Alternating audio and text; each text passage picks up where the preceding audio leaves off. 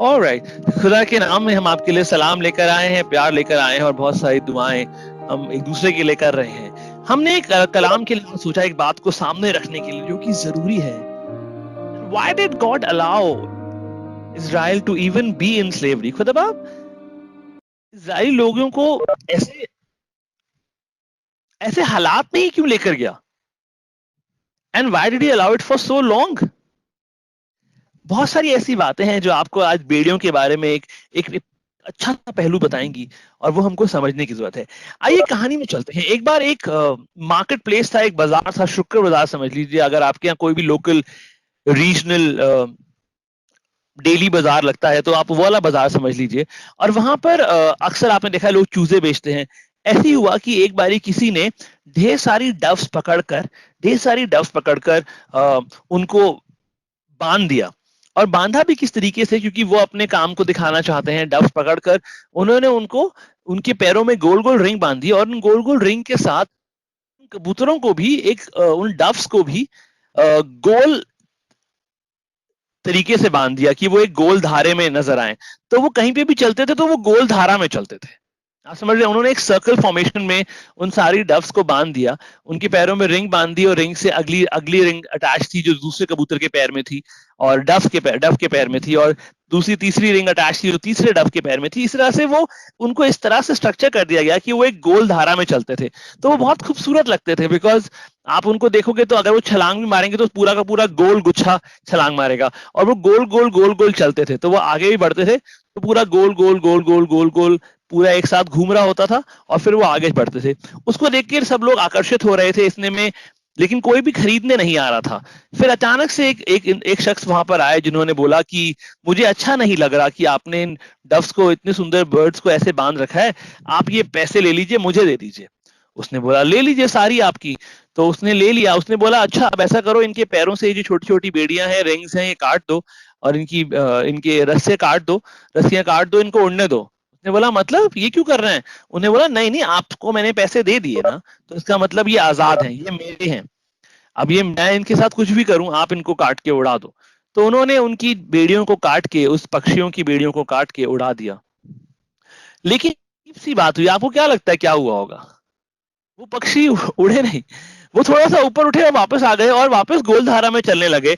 इसका मतलब उनके पैरों में बेड़ियां नहीं थी, लेकिन वो फिर से उड़कर वापस अपनी जगह में आकर थोड़ी दूर जाके फिर से गोल धारा में बैठ गए और गोल चक्कर में ही चलने लगे।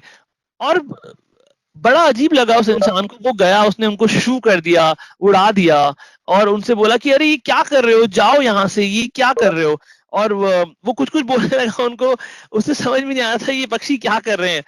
उसने बहुत कोशिश करी, लेकिन वो फिर से उसी उसमें आ गए, उसी गोलधारे में आ गए। उनको ऐसा लगा कि अभी भी वो बंधे हुए हैं। Even though they were freed from their bond, they just kept going round and round, feeling as if they are still tied in a circle. आप जानते हैं निर्गमन की किताब के बारे में कुछ ऐसा ही हो रहा है। हम निर्गमन के आप निर्गमन का मतलब जानते हैं? आप एक्सोडस का मतलब जानते हैं? एक्सोडस, जब हम इजरायली लोगों के बारे में बात करते हैं, जब हम स्लेवरी के बारे में बात करते हैं, जब हम बंधुआई की बात करते हैं, तो एक्सोडस एक चैप्टर है जो जरूर से हमारे दिमाग में आता है। एक्सोडस या निर्गमन का मतलब ही होता है टू लीव, छोड़ा जाना। और ये कहानी है, ये निर्गमन की किताब में ज्यादा जो हिस्सा है वो ये इसी बात की कैसे इजरायली लोगों ने मिस्र देश को छोड़ा, उस गुलामी को छोड़ा और वो वहां से आगे बढ़ गए। बट आपको पता है एक बहुत ही गहरी बात मुझे समझ में आती है कि मुझे ऐसा लगता है बहुत बार कि इजरायलियों ने तो गुलामी छोड़ दी थी। सुनिएगा, इजरायलियों ने गुलामी छोड़ दी थी लेकिन गुलामी के अंदर से नहीं गई थी। They left Israel definitely, sorry, they left Misr, they left Egypt, but Egypt was still in them. उन्होंने मिस्र देश तो छोड़ दिया था, वो गुलामी छोड़ दी थी, बट गुलामी और मिस्र उनके अंदर से बाहर नहीं निकला था। और ये एग्जैक्टली उन पक्षियों की तरह थे। उन पक्षियों को आजाद भी कर दिया एक शख्स ने उन्हें खरीद कर, लेकिन उसके बाद भी वो फिर से वैसे ही आ गए, फिर से गोल धारा में चलने लग गए और ऐसे बने रह गए। आप जानते हैं ओल्ड टेस्टामेंट में, पुराने नामे में कितनी बार इस बात पे तवज्जो दिया गया है कि मैं तुम्हारा खुदा हूं, मैं तुम्हें इज़राइल देश से बाहर निकाल के लेकर आया हूं, मैं तुम्हें गुलामी से बाहर लेकर आया हूं। इंग्लिश बाइबल सेज लेविटिकस, लेवे व्यवस्था उसका 26 बाब उसकी 13वीं आयत को मैं आपके सामने पढ़ना चाहता हूं, तो मैं अपनी स्क्रीन पे निकाल रहा हूं। लेवे व्यवस्था उसका 26 बाब उसकी 23वीं आयत में 13वीं आयत में कुछ इस तरह से लिखा है, यानी कि लेविटिकस चैप्टर 26 उसकी 13th वर्स में English Bible says, I am the Lord your God who brought you out of Egypt. I am the Lord your God who brought you out of Egypt. और कितनी बार सिर्फ यहाँ पर नहीं, लेकिन बहुत सारी जगहों पे ये इस बात पे बहुत तवज्जो दिया गया कि मैं तुम्हें इजराइल देश से बाहर मैं तुम्हें मिस्र देश से बाहर निकाल के लाया, मैं तुम्हें मिस्र देश से बाहर निकाल के लेकर आया, जहाँ पे तुम गुलाम थे। मैं तो तुम्हारा परमेश्वर यहोवा हूं, जो तुमको मिस्र देश से इसलिए निकाल ले आया कि तुम मिस्रियों के दास ना बने रहो, और मैंने तुम्हारे जुए को तोड़ डाला है और तुमको सीधा खड़ा करके चलाया है। Praise the Lord. निर्गमन 13 बाप में अगर आप जाएंगे उसकी तीसरी आयत में देखेंगे तो वो बार बार उनको ध्यान दिला रहा है, this is the day when I brought you out of the land of slavery because the Lord brought you out of it with a mighty hand. और ऐसी बहुत सारी आयतें हैं पुराने नामे में जहां पर बार बार खुदा बाप ने इस बात पे तवज्जो दिया कि मैंने तुम्हें छुड़ा के लेकर आया हूं, मैं तुम्हें छुड़ा के लेकर आया हूं, मुझे याद करो। यानी कि जब हमको हुक्म दिए गए, वो 10 हुक्म दिए गए मूसा के द्वारा भी, तब भी खुदा बाप ने कई बार, उस आप कलाम में पढ़ेंगे तो बहुत बार इस बात पे ध्यान देने की बात है कि बार बार खुदा बाप उन लोगों से कहता है। फिर मूसा ने लोगों से कहा, इस दिन को स्मरण रखो जिसमें तुम लोग दास्तव के घर अर्थात मिस्र से निकल आए हो, यहोवा तो तुमको वहां से अपने हाथ के बल से निकाल लाया। और इसमें बहुत सारी बातें हैं, इनके बहुत सारे पहलू हैं। हम आपको आज समझाना चाहते हैं एक बात के लिए जो आपको जिससे हम लोग शुरू करना चाहते हैं कि आखिर ऐसा क्या था, आखिर ऐसा क्या था कि वो लोग इतने लंबे समय तक गुलामी में रहे, और रहे भी क्यों, क्या जरूरत थी कि वो गुलामी में रहते। आखिर क्या उन्होंने कुछ ऐसा करा था या कुछ लिखा हुआ था, कुछ ऐसी बातें थी। अभी अगर आप देखें आसपास के माहौल को तो सबके पास मैसेजेस आते हैं, हर कोई इधर से उधर मैसेजेस कर रहा है, बड़े बड़े नबी खड़े हो रहे हैं और जिनके बारे में आपने कभी नहीं सुना, ऐसे प्रॉफिट्स और नबी खड़े हो रहे हैं जो कह रहे हैं कि अब ये होगा और अब वो होगा और अब ऐसे होने वाला है और अब 3 दिन के लिए अंधेरा हो जाएगा। प्लीज अपनी मसीहत का, अगर आप मसीह हैं तो अपनी मसीहत का मजाक मत उड़ाइए। Let's not do this. क्योंकि बेटा कहता है कि मेरे आने का समय तो सिर्फ बाप को पता है। और मैं इतना अमेज हो जाता हूं, मैं और पास्टर विपिन बात कर रहे थे कि लोग कैसे स्पेसिफिकली डेट बताए थे, 14 अप्रैल को ये हो गया, अब 3 मई को 3 दिन के लिए अंधेरा छा जाएगा। आप खुदा हैं, you are trying to be, you are acting as a god, don't do this. आप अपना ठट्ठा, अपना मजाक उड़वा रहे हैं, प्लीज ऐसे मत करिए। और आपको लगता है कि इसमें कोई बहुत बढ़ाई की बात है, तो इसमें बढ़ाई की बात नहीं है, ये बेवकूफी है। आखिर ये गुलाम बने कैसे, इस बात पे इसको समझने की कोशिश करते हैं। कहते हैं अगर आप निर्गमन की किताब में उसके पहले बाप में जाएं तो हम जानते हैं यूसुफ को सब लोग जानते थे, लेकिन उसके बाद एक समय आया, एक ऐसा राजा आया जो यूसुफ के बारे में कुछ नहीं जानता था, और उसने सब लोगों से बोला, उसने अपने लोगों से बोला, मिस्र में एक नया राजा गद्दी पर बैठा जो यूसुफ को नहीं जानता था, और उसने अपनी प्रजा से कहा, हम है निर्गमन उसका 1 बाप उसकी 8वीं आयत थे, देखो देखो इजरायली हमसे गिनती और सामर्थ्य में अधिक बढ़ गए हैं, इसलिए आओ हम उनके साथ बुद्धिमानी से बर्ताव करें, कहीं ऐसा ना हो कि जब वो बहुत बढ़ जाएं और यदि संग्राम का समय आ पड़े तो हमारे बैरियों, सुनिए सुनिए कितनी खूबसूरत बात लिखी है, तो हमारे बैरियों से मिलकर हमसे लड़े और इस देश से निकल जाए। इसलिए उन्होंने उन पर बेगारी करने वालों को नियुक्त किया कि वे उन पर भार डाल डालकर उनको दुख दिया करें। तब उन्होंने फिरौन के लिए पितोम और रामसेस नाम भंडार वाले नगरों को बनाया, पर ज्यों ज्यों वो उनको दुख देते गए त्यों त्यों, ये हिंदी में बहुत ही खूबसूरत तरीके से लिखा है। English Bible says, but the more they afflicted them, the more they multiplied and grew. पर ज्यों ज्यों वो उनको दुख देते गए, त्यों त्यों वो बढ़ते और फैलते गए, फैलते चले गए। इसलिए वे इजरायलियों से अत्यंत डर गए। वो जितना उनको दुखी करते थे वो और ज्यादा बढ़ जाते थे।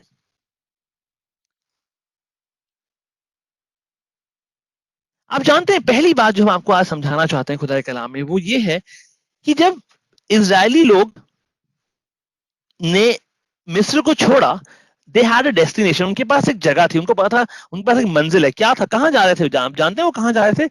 हाँ, वो दे वर गोइंग टू, वो कनान जा रहे थे, they were going to the promised land. वो उस देश को निकले थे जिसके खुदा ने उनके लिए उनको वादा किया था।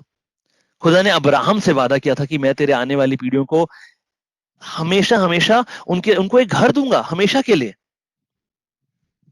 आप जानते हैं पहले अगर अगर ये पहले होता और वो लोग पहले से उस जगह को खुदा ने उनके लिए ठहरा रखा था, अगर वो जाते, तो जानते हैं आप बाइबल में पढ़ेंगे तो इन्हीं आयतों में आगे लिखा है वो लोग मात्र 75 थे।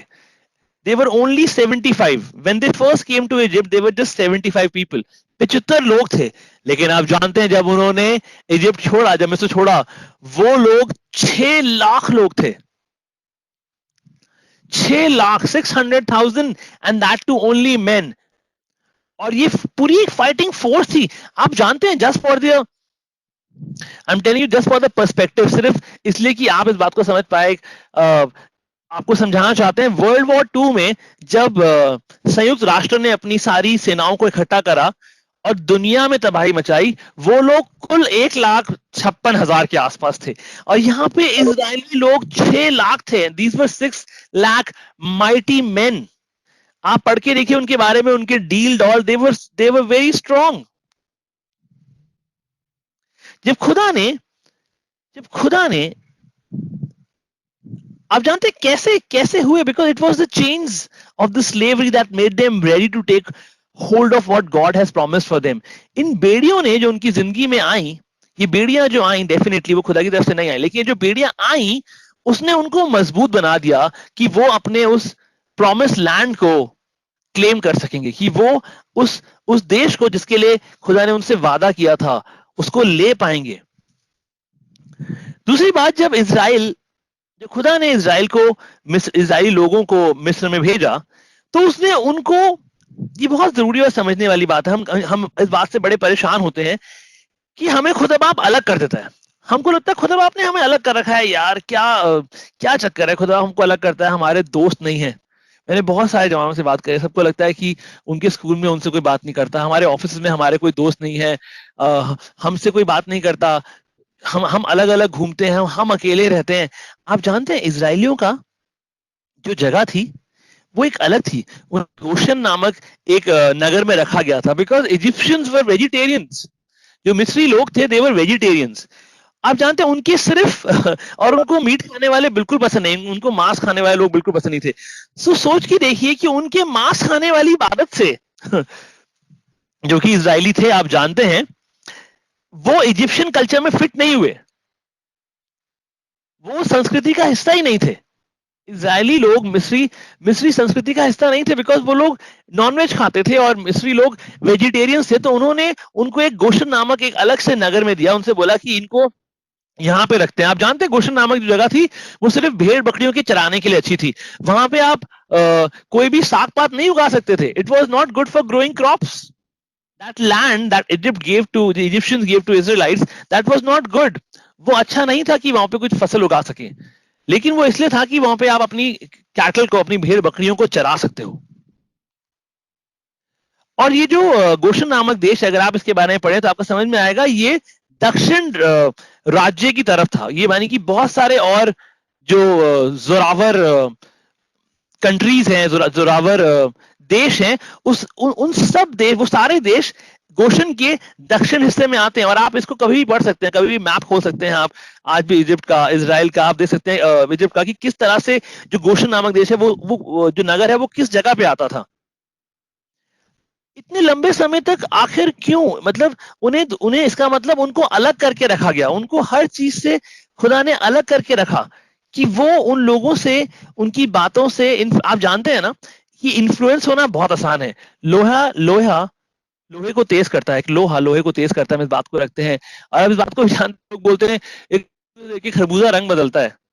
तो हमारे खुदावन यीशु मसीह को भी, हमारे खुदा बाप को भी ये बात पता है।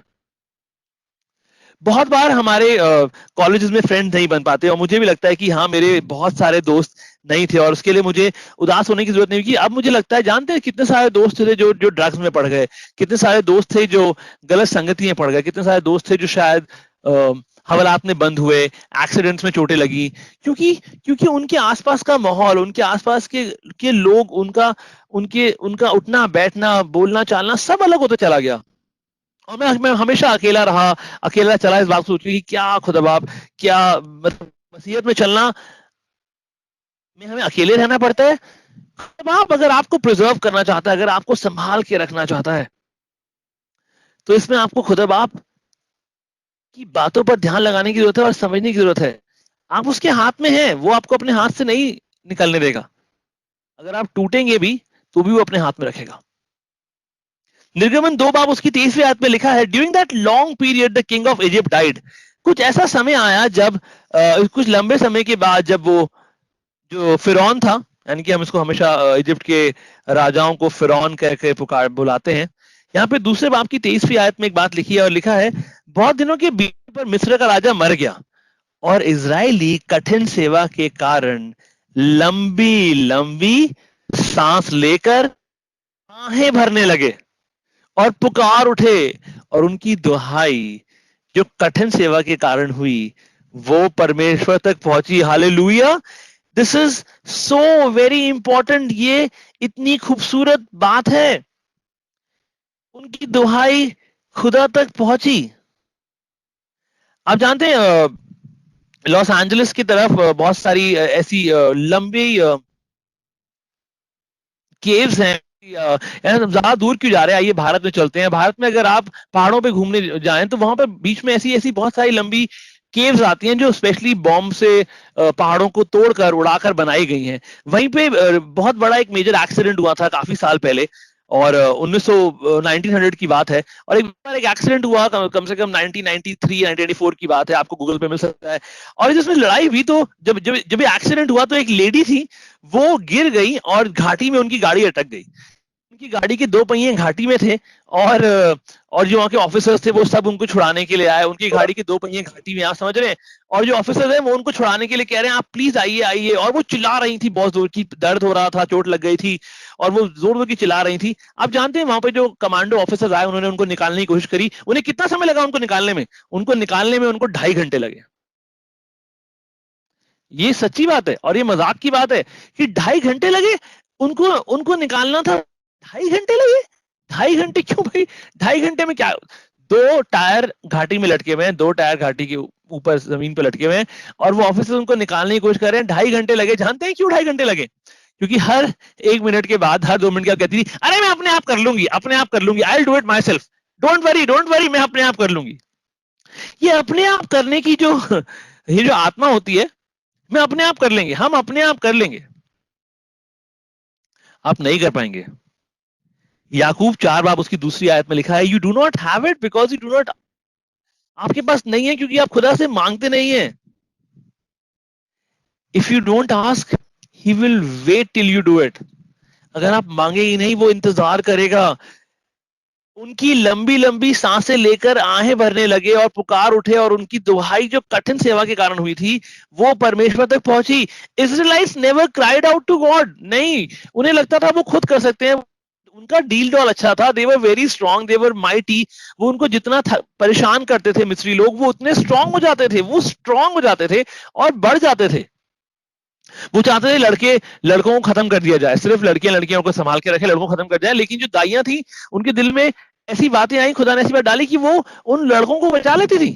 मतलब कोई भी चीज करने की, मैं आपको समझाना चाह रहा हूं कि आपको लगता है कि सिर्फ आप अकेले कर लोगे तो ऐसा नहीं होगा। You have to cry out to. Yamuna में लिखा है, if the Son sets you free then you will be free indeed. जब खुदावन यीशु मसीह आपको आजाद करेगा तो आप यकीनन आजाद हो जाएंगे। हालेलुया।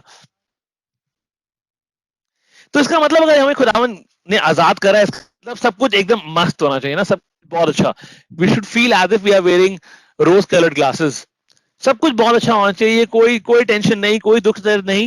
मेरे को आपको बताने की जरूरत भी नहीं है, आप इतने आलिम फाजिल हैं कि आपको पता है। इतनी सारी आयतें हैं कलाम में जहां पे लिखा है कि in this world you will have trouble. इस दुनिया में आपको दुख होंगे, आप परेशानियों को झेलेंगे, लेकिन थाम के रखो अपना दिल, क्योंकि आप जानते हैं हमारे पास एक है who has overcome the world, जिसने दुनिया के ऊपर फतेह हासिल करी है। इतनी सारी चीजें, पौलुस भी इस बात को कह रहा है कि कितने सारे परेशानियां हैं जो आएंगी, आती हैं, चलती रहेंगी। एक कोई कांटा आपकी जिंदगी में आएगा और बना रहेगा, लेकिन खुदावन अच्छा है और खुदा आपके साथ बना रहेगा। जो चदरें आप लोग लेकर आए हैं, अगर आपके अभी आपने देर से डायल इन किया था, आपके पास चदरें नहीं है, हम चाहते हैं इन चदरों को अपने कंधों पे डाल लें। अगर आपके पास चदरें हैं और आप बड़ी चदर लेकर आए हैं, तो आपको बहुत देर तक इस चदर को अपने ऊपर डालना पड़ेगा। इस चदर को अपने ऊपर डाल लीजिए, कोई भी चद्दर, सिंगल बेड की चद्दर, डबल बेड की चद्दर है, जो भी आपके पास है, हम चाहते हैं उसको एंट लीजिए, एंट एंट के डाल दीजिए, क्योंकि एंट के डालेंगे तो थोड़ा सा थोड़ी सी भारी लगेगी आपकी, आपको थोड़ी सी भारी, आप अपनी गर्दन पे डाल लीजिए। ऑलराइट।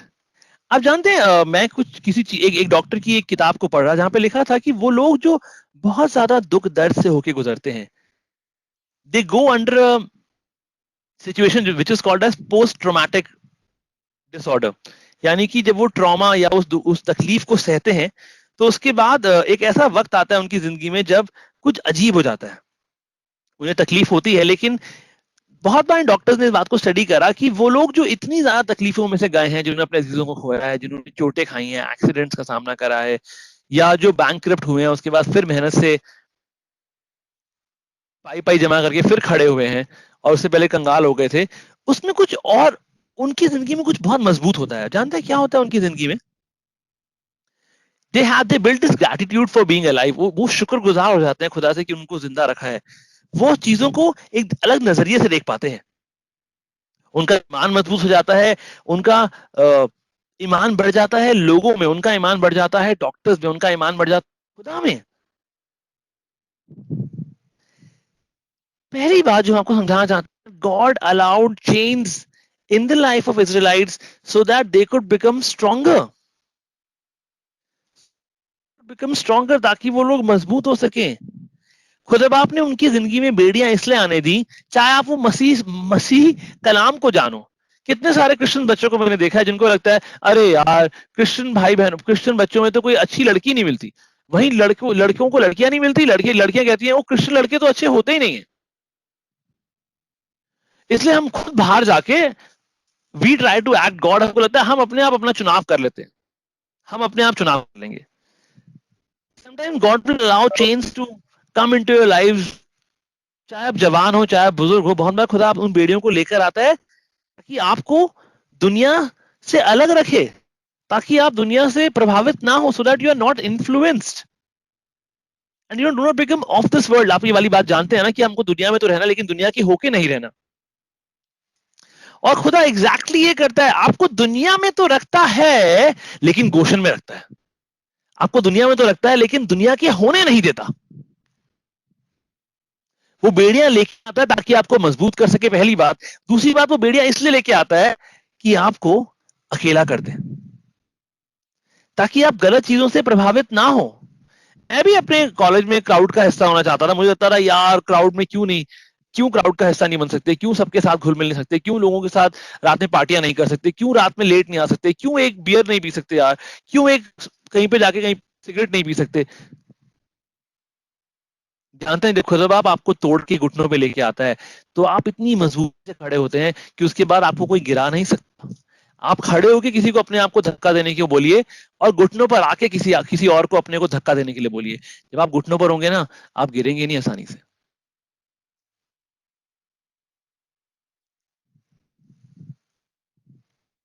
आप जानते हैं एक बहुत ही खूबसूरत कहानी का मंजर मेरे सामने आया। आप लोग, अगर आपने नार्निया मूवी देखी है, तो वहां पर इट्स वेरी वेरी बिब्लिकल, किस तरह से वो शेर के ऊपर हर चीज को बनाया गया है। अगर नहीं देखा है तो आप डेफिनेटली देखना चाहेंगे। लेकिन मैं आपको एक बात बताना चाहता हूँ। इसमें एक कहानी को मैंने पढ़ा जो बहुत ही खूबसूरत थी। उस कहानी से पढ़ के हम खत्म करना चाहेंगे, ताकि हम समय से खत्म कर सकें और आपकी कॉल ड्रॉप ना हो। आखिरी बात जिसको हम कहानी से खत्म करेंगे, God allowed change in their lives because they needed to be reminded of their need for him. वो बेड़ियां इसलिए उनकी जिंदगी में आई कि वो जान सके, उनको इस बात को याद रहे कि उनको खुदा की जरूरत है। इज़राइल अपने आप को उन बेड़ियों से फ्री नहीं कर सकता था, और हम भी नहीं कर सकते। हमारे जुए, हमारी गलत बातें, हमारी एडिक्शंस, हमारा गुस्सा, हमारी छोटी छोटी बातें जो हमको लगता है कि अरे इससे क्या होता है, चीजें होता है। जब एक छोटे बैल को तैयार किया जाता है तो बचपन में ही उस बैल के गले में एक जुआ बांधा जाता है। वो बचपन से बांध दिया जाता है। जवानों के गले में बचपन से गंदी चीजें होती है, बचपन से पोर्नोग्राफी आ जाती है, बचपन से गंदी चीजों को देखना अच्छा लगता है। पापा मम्मा नहीं होते इंटरनेट पे गंदी चीजों को खोलते हैं। पापा मम्मा नहीं होते बाहर दूसरे जाते हैं तो सिगरेट पीते हैं। जब पापा मम्मा नहीं होते तो बाहर जाते हैं तो गुटखे का चुटकी खाना शुरू करते हैं, फिर गुटखे पे आ जाते हैं। उसके बाद फिर और कुछ खाएंगे। आप छोटे ही होते हैं ना, जब आप जवान ही होते हैं ना, तो खुद तो शैतान आपकी जिंदगी में एक जुआ बांधता है आपके गले में, जैसे कि जवान बैलों के गले में बांधा जाता है। इसके बाद वो बैल बड़ा होने लगता है, बड़ा होने लगता है। जब जब वो बैल इतना बड़ा हो जाता है तो वो जुआ जो है वो कस जाता है। उसके बाद उसे कोई तरीका नहीं होता उसमें से अपनी गर्दन निकाल। उसके बाद वो उसका अधीन हो जाता है। जैसे जैसे वो जुआ मोड़ता है, जैसे जैसे वो जुए को आप मोड़ेंगे, बैल उसको फॉलो करता है। और शैतान एग्जैक्टली ये करता है। शैतान एक जुआ लेके आता है आपकी जिंदगी में, वो उस जुए को आपके आपकी जिंदगी में बचपन में लेके आता है, आपके जवानी के दिनों में लेके आता है, या जब आप इस तरह समझिए कि जब आप मसीह में नए नए आते हो तब आपके पास लेके आता है। उसे पता है अब ये रहेगा और ये पूरे समय तक इनके पास ये इनके गले में जुआ बांध देंगे और ये रहेगा। You need to be reminded that God can help you to break that yoke. खुदा बाप आपको सामर्थ दे सकता है कि आप उसकी मदद से ये पहाड़ टलेगा, लेकिन आपकी और मेरी के द्वारा नहीं, परमेश्वर के बल उसकी आत्मा के द्वारा। यहाँ पे कहानी है जहाँ पे कंपेयर करा गया। तो तीसरी बात जो हम बताए खत्म करना चाहते हैं वो ये है कि खुदा बाप उन बेड़ियों को उन लोगों की जिंदगी में, इजराइलियों की लोगों की जिंदगी में इसलिए बने रहना चाहता था क्योंकि वो चाहता था कि वो उसको पुकारे। और हमने कलाम से उन आयतों को पढ़ा है। वो चाहता था कि वो अपने छुड़ाने वाले को याद रखें। और जब तक आप याद नहीं रखेंगे तब तक ये बेड़ियां, ये चदरें जो हमने बेड़ियों के रूप में आपके कंधों पे डाली हैं, आपने अपने ऊपर डाली हैं, ये बनी रहेंगी और आपको गिराएंगी, मुझको गिराएंगी।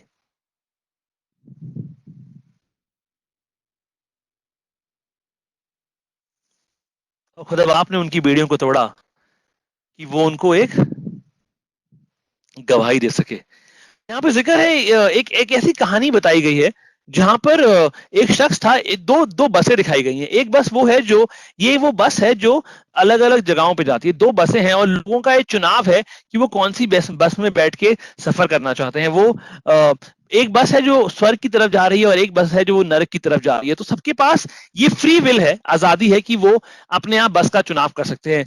जो जो स्वर्ग है वो बहुत रियल है। जो स्वर्ग है वो बहुत रियल है, यानी कि आप उसको महसूस कर सकते हैं। यानी कि आपको हवा महसूस होगी। आपको, अगर आप घास पे चलना चाहेंगे तो अगर आप घास पे चलेंगे तो आपको घास अपने पैरों में फील होगी। और वहां पे एग्जैक्टली बहुत ही खूबसूरत किताब की तरह इस पिक्चर को दर्शाया गया है।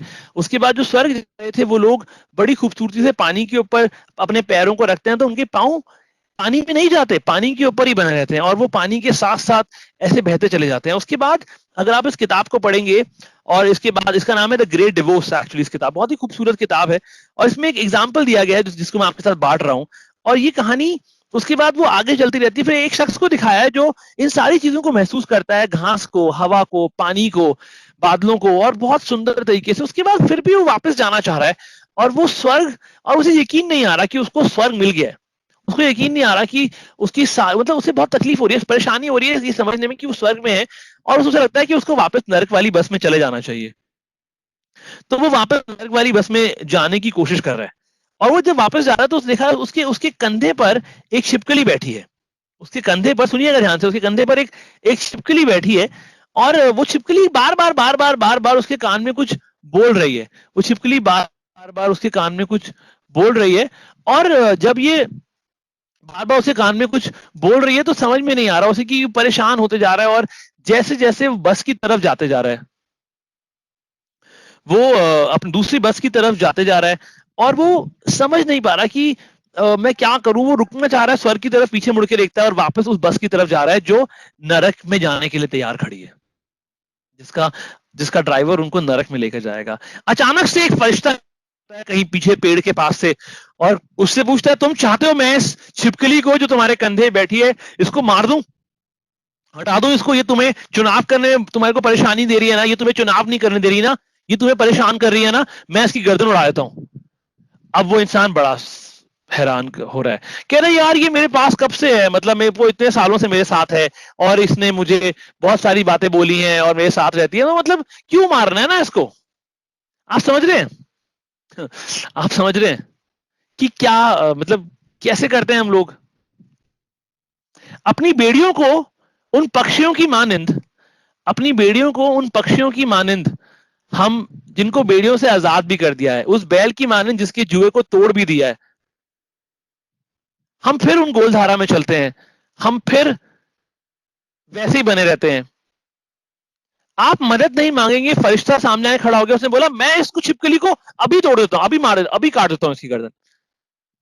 वो कहते हैं नहीं आई थिंक ये ठीक है, मतलब ये ठीक है, कुछ नहीं होता, मैं ठीक चल रही है गाड़ी मेरी, कोई टेंशन नहीं है। फिर वो बहुत परेशान हो गया और रोने लग गया, और फरिश्ते ने उस छिपकली को खींचा और छिपकली को मोड़ कर फेंक दिया। छिपकली को सुनिएगा, उस मोड़ कर छिपकली को मोड़ कर फेंक दिया। छिपकली को मोड़ा, उसकी दुम मोड़ी और उसको फेंक दिया, और सबका फोकस छिपकली पे था। जैसे सबका फोकस छिपकली पे था, अचानक से फरिश्ते ने देखा उस इंसान की तरफ, तो वो जो इंसान था वो डील डॉल में बढ़ गया, एकदम चौड़ा सा हो गया, और उसको लग रहा है कि इसका कद बढ़ रहा है, ये क्या हो रहा है। उसका कद बढ़ने लगा, वो एकदम चौड़ा सा हो गया, बड़ा सा हो गया, उसकी टांगे मजबूत हो गई। और अचानक से जैसे ही उसने उस लड़के को, उस शख्स को देखना बंद करा, वापस छिपकली की तरफ देखा, तो छिपकली तड़प तड़प के कुछ अजीब हो रहा था, उसके बाल आ रहे थे और एक पूंछ निकल रही थी, और कुछ इतना अजीब हो रहा था जो जो फरिश्ते को समझ में नहीं आता। फरिश्ता कह रहा था ये क्या हो रहा है। फरिश्ते को लगा था कुछ अजीब कर रहे हैं ये लोग, जो बिल्कुल मेरी समझ से परे है, मतलब मुझे नहीं समझ में आ रहा है ये लोग क्या कर रहे हैं। अब जानते हैं क्या हुआ उसके बाद?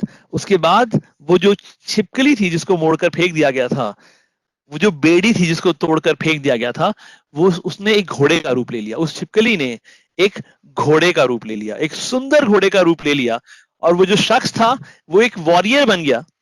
वो जो शख्स था वो एक वॉरियर बन गया, और उस घोड़े पे सवार होकर वहां से चला गया। ये बहुत ही खूबसूरत कहानी है, विच एक्चुअली जो आपको ये बताती है कि ये बेड़ियां, ये गुलामी, ये एडिक्शंस, ये गंदी बातें जो हमारे घरों में है, जो हम हमारे में है, जो बंद दरवाजों के पीछे होती हैं, जिसके बारे में कोई नहीं जानता, जो आपको, आपके रोज आपके कानों में आती हैं, ऐसी ऐसी खराब बातें, आप उन सब से जीत सकते हैं, उन सब बेड़ियों को आप तोड़ सकते हैं। आपको खुदा को हाजिर नाजिर जानकर उसके सामने उन बेड़ियों को रखने की जरूरत है। अगर आप जैवन से बढ़कर हैं, आपको बोला गया है कि मैं और आप मसीह भाई बहन जैवन से बढ़कर हैं, तो आपको अपनी इन बेड़ियों को खुदा को देने की जरूरत है। But you have to decide, it is your choice. आप अपने कंधों से इन इन चादरों को हटा सकते हैं, जो हमने आपके कंधों पे इसलिए रखवाई थी कि हम आपको बता सकें कि ये बेड़ियां थी, आप इनको उतार सकते हैं, अपनी अपने कंधों पे से अपनी चादरों को उतार सकते हैं। इन बेड़ियों को जो आपने चादरों के माने अपने कंधों पे रखी थी, इनको उतार के डाल सकते हैं। अब जानना है कहाँ डालने की जरूरत है? उस सलीब पर डालने की जरूरत है। अब जानते हैं कहाँ डालने की जरूरत है? यीशु मसीह के चरणों में डालने की जरूरत है। आपको पता है कहाँ ले जाने की जरूरत है? यीशु मसीह के पास ले जाने की जरूरत है। और जब आप ऐसा करेंगे ना, जब आप उन बेड़ियों को लेकर जाएंगे और खुदा के सामने रखेंगे, खुदा यीशु मसीह के चरणों में डाल देंगे, वो जो आपकी कमजोरी थी वो आपकी ताकत बन जाएंगी। हालेलुया। वो जो आपकी कमजोरी थी, वो जिसने आपको दबा रखा था, वो आपको जोरावर करती जाएगी, वो आपको और ताकतवर बनाती जाएगी। उन बेड़ियों ने उनको ताकतवर बनाया, उन बेड़ियों ने उनको तैयार करा, उन बेड़ियों ने उनको दुनिया से प्रभावित होने से अलग रखा, कि वो दुनिया से और मिस्री लोगों से प्रभावित ना हो। और उन बेड़ियों ने हमेशा उनको खुदा के नजदीकी में बढ़ाया। आज की दोपहरी में बहुत बरकत दी। आइए दुआ करें। खुदावन यीशु मसीह, हम निहायत शुक्रगुजार हैं खुदावन, क्योंकि हम जानते हैं something, the ones that the thing that bound us ones will become the source of our strength and our witness, because we will have discovered the freedom from the bondage that only Jesus can give. खुदा यीशु मसीह वो चीजों को जिन्होंने हमको बांधा था, हम जानते हैं वो अब सोता बन जाएंगी या स्रोत बन जाएंगी ताकत का, हमारी गवाहियों का, और हम उस आजादी को महसूस कर पाएंगे जो खुदावन यीशु मसीह आपने हमारे लिए रखी है। हम शुक्रगुजार हैं खुदावन यीशु मसीह, तेरे कलाम के लिए, तेरे लोगों को तेरे सामने लेके आते हैं, और यही चाहते हैं खुदावन यीशु मसीह की गलत बातों से, गलत भविष्यवाणियों से, गलत चीजों की बशारत करने से ज्यादा जरूरी ये है खुदा यीशु मसीह की हम तुझसे दुआ करें। खुदा यीशु मसीह, हम अपनी बेड़ियां, अपनी परेशानियां तेरे सामने लेकर आए, हम अपनी अपनी लालसाएं खुदा यीशु मसीह, अपनी लतों को तेरे सामने लेकर आए खुदा यीशु मसीह। हम चाहते हैं वही जो चीज शैतान हमारे खिलाफ में इस्तेमाल करना चाहता है खुदा यीशु मसीह, हम चाहते हैं हम उन चीजों को अपनी ताकत के लिए इस्तेमाल करें खुदा यीशु मसीह। वो चीजें हमें इतना मजबूत कर दे कि खुदा यीशु मसीह हम तेरी आत्मा के द्वारा उन चीजों को हरा दे खुदा यीशु मसीह, और कभी दोबारा उन चीजों में ना लौटे खुदा यीशु मसीह। और जब कभी शैतान हमसे कहता है कि तुम्हारी जिंदगी में तूफान लेकर आऊंगा, तो हम उसे बोले हम तूफान हैं, तुम क्या हमारी जिंदगी में तूफान लेकर आओगे? खुदावंद यीशु मसीह ने तो मुझको, तुमको, हम सबको तूफान बनाया है, तुम क्या तूफान लेकर आओगे? हम तूफान है। और हम बोल पाए खुदावंद यीशु मसीह, जान पाए कि खुदावंद यीशु मसीह वो बेड़ियां जो हमारी जिंदगी में आती हैं वो किसी मकसद से आती हैं खुदावंद। हर बात के तहत शुक्र करते हैं सारे परिवारों को, जो लोग अभी कॉल पर हैं उन सबको बहुत बरकत देना खुदावंद यीशु मसीह। होने पाए सब लोग जब दोपहर का खाना खाते हैं तो तेरी हुजूरी को अपने साथ महसूस करें खुदा यीशु मसीह। जो सब बच्चे मेहनत कर रहे हैं, बड़े मेहनत कर रहे हैं, घरों से काम कर रहे हैं, जो मेडिकल फैसिलिटीज के लोग खुदा यीशु मसीह, जो लॉजिस्टिक्स मैनेज कर रहे हैं, डॉक्टर सिस्टर्स स्टाफ के लोग खुदा, जो बहुत सारे लोगों की देखभाल कर रहे हैं खुदा यीशु मसीह, तू उनकी देखभाल है खुदा यीशु मसीह। तू खुदा यीशु मसीह उनका कवच है खुदा यीशु मसीह। अपने लहू के बाड़े को खुदा यीशु मसीह उनके इर्द गिर्द हमेशा खड़ा करके रखना खुदाबंद। हर बात के तेरा शुक्र करते हैं प्रभु यीशु मसीह। इस दुआ को तेरे सामर्थी नाम से मांगते हैं, सुने और ग्रहण करें, आमीन। Praise the Lord. खुदा आपको बहुत बरकत दे और आपको आपकी आत्मिक जिंदगी में और रूहानी ताकत दे।